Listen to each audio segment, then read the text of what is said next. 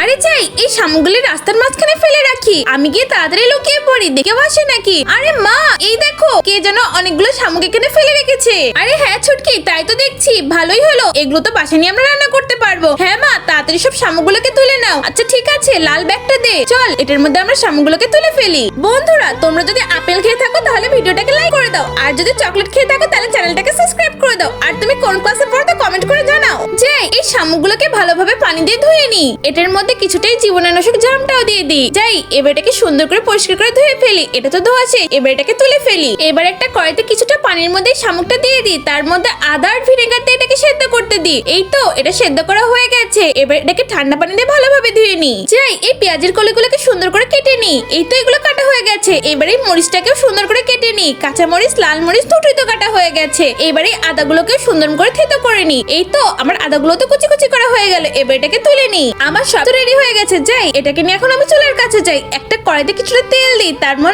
একে একে আদা কুচি মরিচ কুচি সবকিছু দিয়ে এবং জিরা হলুদ লবণ সবকিছু দিয়ে ভালোভাবে লাড়তে থাকি। এই তো এর মধ্যে কিছুটা মরিচ আর সয়া সস দিয়ে দিই, এবারে শামুকগুলো এর মধ্যে ঢেলে দিই। এই তো আমার শামুক তো রান্না করা হয়ে গেছে। যাই, এবারে টেস্ট করে দেখি এটা খেতে কেমন হয়েছে। আরে মা, এটা দেখে মনে হচ্ছে তো অনেক টেস্টি হয়েছে।